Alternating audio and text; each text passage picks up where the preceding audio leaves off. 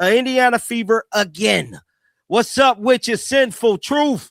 JTL, hoping a beautiful day. Me too. Hoping a nice, beautiful day. People in the chat is very, very quiet. So this is news that is coming out, man. Let me see if anybody else talking about this Dancers news here. And we got to go over to the free agents. Roberta said it's important to know contracts can only be signed starting Saturday, April the 11th. Therefore, commitments up until now are only verbal. So do that mean that we're going? The Indiana Fever appear to be making their first notable free agency move of the 2026 offseason, with WNBA reporter Roberta breaking the news that Danielle Robinson is set to re-sign with the team. The commitment at this stage remains verbal per league rules. Contracts cannot be officially executed until April 11th, but the indication from multiple sources is that Robinson is coming back to Indianapolis. Robinson is a veteran presence, and the Fever bringing her back reads as a move built on familiarity and respect for what she brings to the locker room. Only verbal. So do that mean that we're going to get some updates on Sophie Cunningham, Natasha Howard by Saturday? Because if Dancers is about to re-sign, that means that we should be getting updates on Sophie and them too by Saturday. If this information is for real, based on what they said. Guys, drop down in the chat. Let me know how y'all feel about this, man. This is big time news. I can't even lie, man. Big. For a team that already has significant pieces locked in or trending toward retention, adding a proven veteran who knows the system keeps the continuity intact heading into what the franchise is treating as a championship window. The Robinson news comes alongside ongoing chatter about Sophie Cunningham and Natasha Howard, both of whom are still unsigned. With the contract signing window opening Saturday, movement on those fronts is expected soon. About this, man. This is big time news. I can't even lie, man. Big time news. So it looked like Underdog is where she got this from. So Dancers dances to sign with the Indiana Fever. Oh no, Underdog got it from Roberta. So Roberta is the one that just broke the story moments ago about Dancers re-signing. See, big time news, bro. Let's see here. Yes, we love you, Dantis. But we got to get that 3-shot cooking again. Who? Erica Wheeler, another name connected to Indiana in some corners of the fanbase, appears to be trending toward the Las Vegas Aces based on the information circulating in the league. Elsewhere around the league, the Rickea Jackson trade between the Chicago Sky and the Los Angeles Sparks continues to generate conversation. The Sky gave up Angel Reese for draft picks without receiving a player in return, a move that drew significant criticism at the time. Shot cooking again.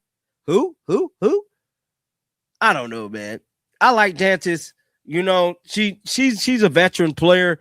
I think the Fever just signing her out of respect at this point, which is a good move. To me, it is a good move. DD Stan, pronounced Don first part of Dan, LOL, and DD great. Right on, Truthful Sin. Okay, let's see here. Let's get back to the Rickea Jackson news real quick. So this is the news. The Jackson acquisition gives Chicago a different kind of contributor, someone who brings shooting across all 3 levels and a degree of playmaking as opposed to Reese's profile as a rebounder and interior presence. Whether that makes the Sky a playoff caliber team in 2026 remains a real question. The organization also used a core designation on Ariel Atkins, signaling that retaining her is a priority as well. So this is the news that sent shockwaves throughout the W. That is the Chicago Sky and Los Angeles Sparks and this whole Rickea Jackson trade. I don't know about this. You know, I think it's a good move for them. You know, I really do. But how much better will this make the Chicago Sky? You know what I'm saying? Like, they might win a couple more games, but like I still don't think that they're going to make the playoffs based off this. On the individual awards front, current MVP betting odds have Caitlin Clark listed at plus 250 for the 2026 season, placing her ahead of A'ja Wilson in the early projections. Clark's performance during the FIBA World Basketball window drew considerable attention and added to the case that she enters this season as the frontrunner. The odds reflect a genuine belief that her trajectory puts the award within reach, particularly if the Fever perform at the level the roster suggests they should. Like, I still don't think that they're going to make the playoffs based off this. And I don't know. But let's read some of the comments. Somebody said, hey, look like the Sky are good. Whoa, that's crazy. What? How in the world does that make sense? Somebody said, tag her, stop grifting. Rika look gorgeous. Oh, my God. People be glazing the players, man. And remember how there were a bunch of people saying that the Sky were crazy to give up Angel Reese for picks and no player. Maybe the Sky felt comfortable doing that because they had Rika. The Robinson re-signing marks the third key piece trending towards staying in Indiana alongside Lexi Hull and Kelsey Mitchell, both of whom have been heavily discussed as priorities for the front office. The picture forming around the 2026 Fever is one of a group trying to run it back with largely the same core, healthier and more experienced than they were a season ago. Lexi Hull's future with the Indiana Fever is far from settled. / Ariel trade in the works. Now they did core Ariel Atkins, which means that Ariel Atkins is possibly finna get some money, but I don't really know how that whole situation is going to work. Marshall said, I've always liked Dantas.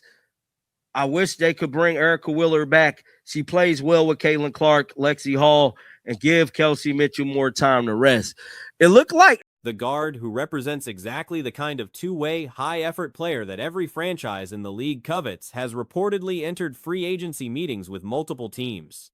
Among them, the New York Liberty have emerged as a notable suitor, and the optics of Sabrina Ionescu following Hull on Instagram shortly after the news broke did not go unnoticed. Hull is a restricted free agent, which means Indiana retains the right to match any offer sheet she receives from another team.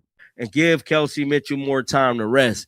It looked like Erica Wheeler is possibly finna sign with the Aces. Based on the information that has been coming out, look like she's going to Las Vegas. Somebody said Rika Jackson will give Sky more than Angel Reese ever did. 100. Oh my God. I got to read these comments. Somebody said there aren't the same type of players. LOL. Why do people make this dumb comparison? One gives defense and rebounds. The other gives shooting on all three levels and hint of playmaking. However, that matching right only matters if the Fever can actually afford to exercise it. Depending on the final figure attached to an offer sheet, that may not be a given. If New York, for instance, misses out on Alana Smith in free agency and pivots toward Hull with a substantial offer somewhere in the range of $800,000 or beyond, the Fever would face a genuine decision about whether to commit that kind of money to one player given their existing payroll obligations. Not like her and Caitlin are suddenly not going to be friends anymore, and you better believe being in New York helps with that too. So if it turns out that New York lose out on Alana Smith and decide, okay, screw it, we want to offer Lexi Hull $650K, can the Fever match it? I don't know. Not only that, like, she is now a restricted free agent, so she can't take a hometown discount. As far as I'm aware, I don't think she is allowed to negotiate. The financial picture in New York is worth examining. Despite carrying 3 max-level players, the Liberty's broader roster is composed largely of reserved free agents who have limited leverage. If the organization extends minimum offers across that group, virtually all of them are expected to accept rather than sit out a season. To negotiate a hometown discount to stay, I need to be 100% sure of that. Restricted free agent, WNBA rules. I need to make sure of that. So, it says here they can negotiate with other teams, but the original team can match any offer. So, I don't know if that means that they can only negotiate with other teams, or can you negotiate with your own player? Add returning contributors like Han Shu and incoming talent such as Raquel Carrera, and New York can plausibly rebuild their supporting cast without spending heavily, which frees up room to pursue a player like Hull aggressively. Context around Hull's market value is also relevant here. Bridget Carleton, a player considered roughly comparable in terms of on-court impact and versatility, recently signed a deal worth $1.4 million.